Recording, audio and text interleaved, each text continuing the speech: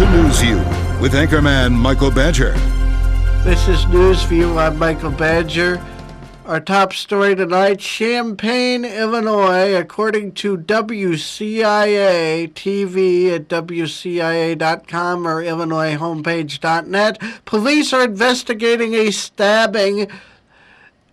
It happened about 1:15 a.m. Wednesday at Walmart on North Prospect. One man was stabbed in the chest, but is expected to be okay. Anyone with information is asked to call Crime Stoppers. You can remain anonymous and may earn a cash reward. Champaign County Crime Stoppers can be contacted by telephone at 217-373-TIPS, or you can go on the internet to 373tips.com, or you can text on your mobile cellular phone to CCTIP plus info to crimes.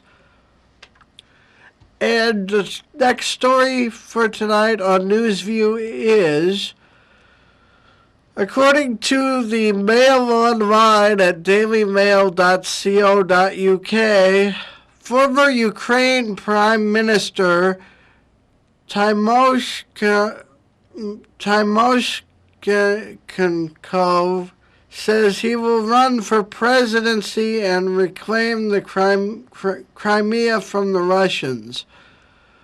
She also pledged to build a strong army and said she hoped to be able to recover Crimea from Russia, which was annexed by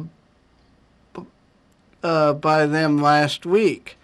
The announcement by the flamboyant leader set up a contest with boxer turned politician Vitaly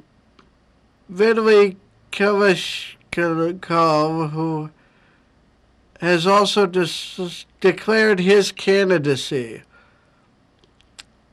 And also in other news, according to Reuters, the White House has unveiled its plan to end the NSA bulk collection of phone data. The Obama administration Thursday announced details of its plan to end the government's vast bulk collection of data about phone calls made in the United States, including new procedures to get judicial approval before asking companies for such records.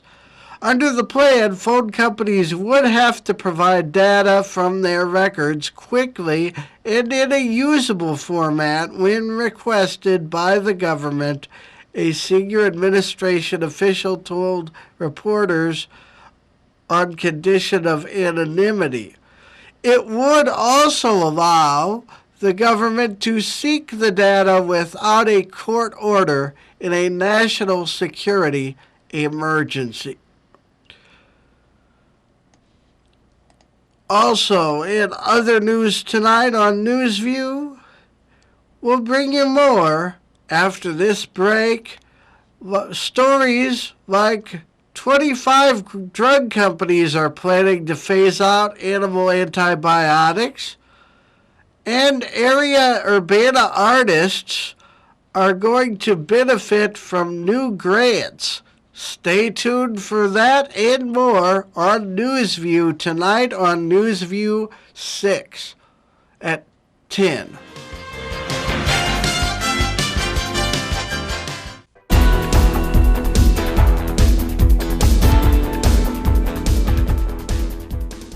Tonight, NBC News has a story of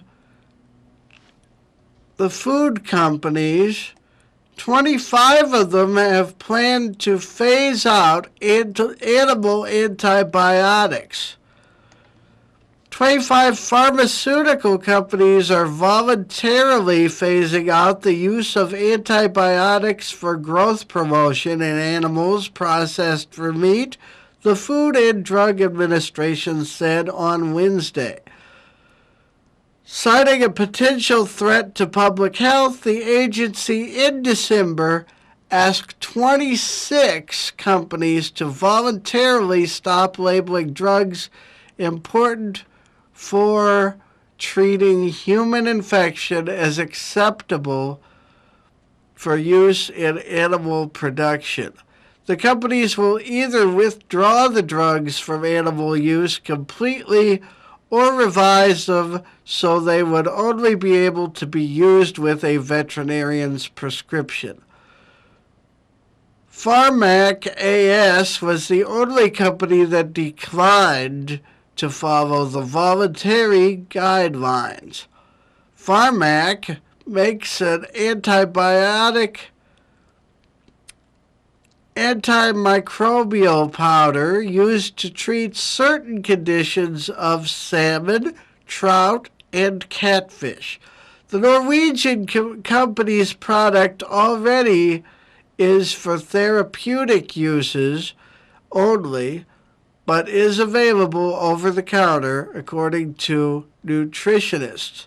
Many cattle, hog, and poultry producers give their animals antibiotics regularly to ensure that they are healthy and to make the animals grow faster. Withdrawing the animal drugs is designed to limit antibiotic-resistant diseases in humans, as that resistance has become a growing public health problem. Repeated exposure to antibiotics can lead to germs becoming resistant to the drug so that it is no longer effective in treating a particular illness. In September, the Centers for Disease Control and Prevention released estimates that more than 23,000 people a year are dying from drug-resistant infections. The biggest risk is from germ spread in hospitals, and it's not clear how much of the problem is related to the use of drugs in meat, but the FDA has said this is one step forward in addressing the problem. FDA said it was working with the industry on the issue because it was easier and faster than protected regulatory processes. Two of the largest companies selling such antibiotics, Zoetis and Elanco, said they would comply. Critics argue that the guidelines give drug makers too much discretion in policing their own use of antibiotics and provide no mechanism for enforcement, and were unconvinced by Wednesday's announcement. And also, according to WCIA Television Channel 3 in Champaign, Dateline Urbana, the Urbana Public Arts Commission is giving thousands of dollars to artists and art programs. Lisa Hutchison is the public arts coordinator. And they say it's available to anyone or thing enhancing the lives of residents or visitors.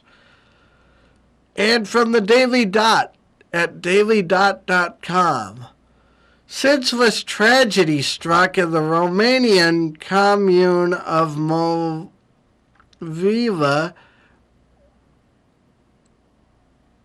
Merisi when Marcel Datsu took a distressing but wholly impersonal malware threat at face value, killing himself and his 4-year-old son.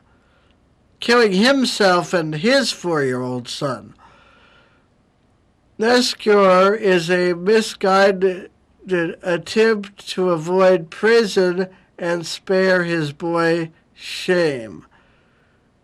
Daqu had apparently visited a number of websites of adult nature and thereby exposed his computer to infection by ransomware, which is a set of tools used by cyber criminals to lock down a device and extort the user for a cash payment, often while posing as law enforcement.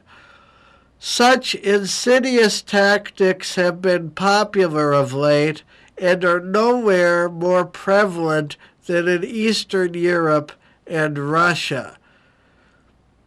As with a scam designed to convince people that Prism had found child porn on their hard drives, Daqu was informed that he'd have to cough up 700,000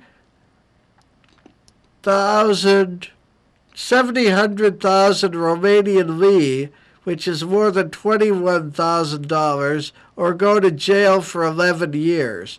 I don't think it's normal what I've done, he wrote in a suicide note to his wife. I apologize to all of you. I don't want Nixor to suffer because of me. I can't stand going to prison. I can't. He and Nixor were found hanging in the family's living room. The amount of the so-called fine mentioned in Daqu's letter itself is unusual. As the International Business Times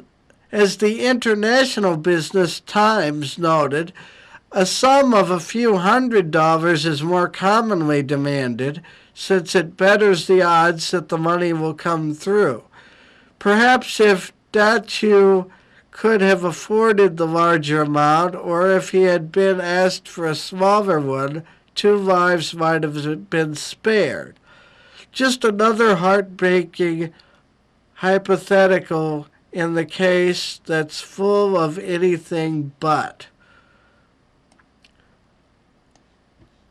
And the next story is from Reuters, and it is that President Obama has met with Pope Francis and invited him to the White House.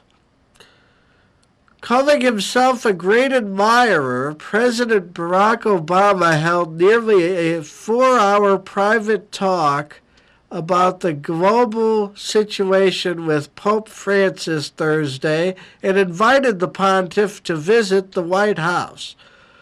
Obama appeared at ease and joked with the Pope during the parts of the first meeting that were open to reporters, at one saying he did not know how his wife and children put up with him. The president and daughter delegation, including Secretary of State John Kerry, walked past the halls of the Vatican's Apostolic Palace to the entrance of the Francis Private Library. There were no immediate details of what they discussed, but in the run-up to the meeting, Obama had given an interview to an Italian newspaper praising the Pope's commitment to addressing growing gaps between rich and poor. It's a great honor. I'm a great admirer, said the president, as the Pope greeted him, and they greeted him, and they stayed at the pontiff's desk. Thank you for receiving me. Obama invited the Pope then to visit the White House, as he was giving Francis a symbolic gift of seeds of fruit and vegetables from the garden of the presidential residence. The White House said other seeds would be donated in the United States that will yield several tons of produce to a charity of Pope Francis' choosing. If you have a chance, you can come to the White House and you can see the garden, Obama said to the Pope as he was explaining the gift to him. The Pope, responding in Spanish, said, "Como no," meaning for sure. And in other news from NBC, WEEK in East Peoria and Peoria and Bloomington, Illinois. Dateline Peoria. A Peoria man has been arrested after a fist fight escalated into a shooting.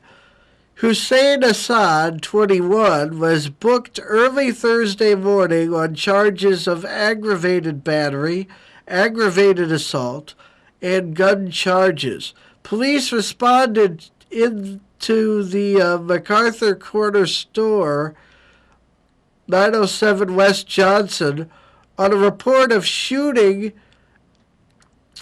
at around 8 p.m. Wednesday night. When they arrived, Assad and another man, Joshua Perkins, 27, were fighting. Perkins said that Assad shot at him. Assad said Perkins was trying to rob the store.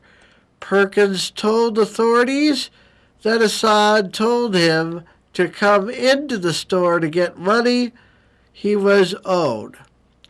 When they were in the store, Perkins alleged that Assad started attacking him.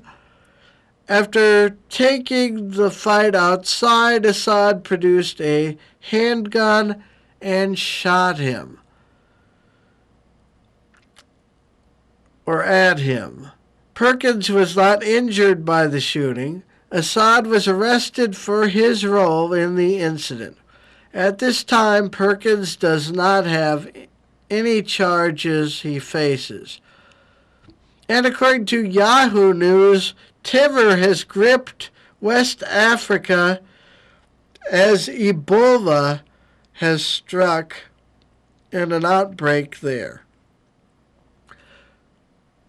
Guinea battled Wednesday to contain Ebola, the Ebola epidemic, which is threatening neighboring countries as far as fear and confusion gripped communities under siege from one of the deadliest viruses known to mankind.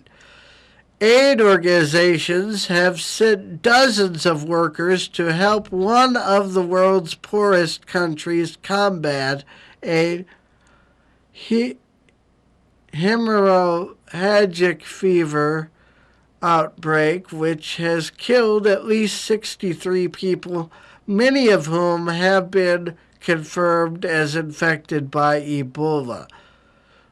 On Monday, 2 more deaths were reported in our area. People were really frightened. Joseph Gabaka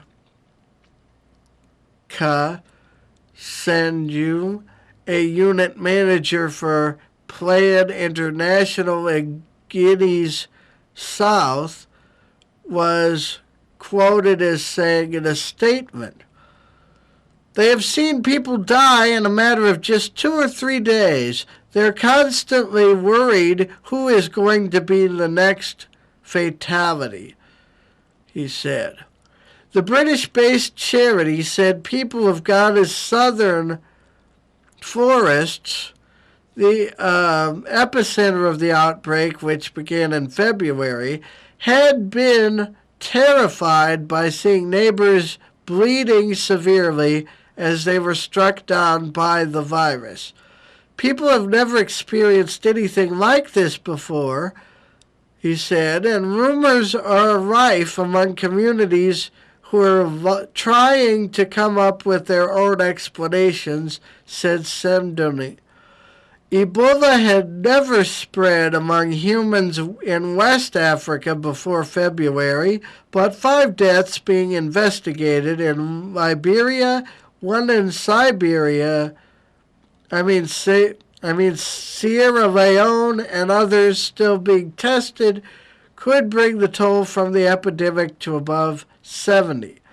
We are not at the end of this epidemic. We continue every day to record a number of new cases of fatalities, said Ghana's Chief Disease Prevention Officer, Sakuba Keta, confirming the 2 new deaths. And we'll take a break and come back with weather right here on NewsView. And here's your NewsView weather forecast from Google.com. Friday night, chance of rain tonight continues with a low of 34 degrees tonight and tomorrow morning. Saturday, your high temperature for central Illinois should be around 50 degrees. Overnight, a low of 30. Sunday, sunny with a high of 61 degrees for central Illinois and a low of 45 degrees. For your Monday, 64 for the high with partly cloudy skies, low of 37 Monday night, into Tuesday morning with a high Tuesday afternoon of 54 degrees for April 1st and 34 for the low Tuesday night. Wednesday, chance of rain with a high of 57, low 43. Thursday, 54 for your high and 36 for the low. I'm Michael Badger, and this has been your weather on NewsView.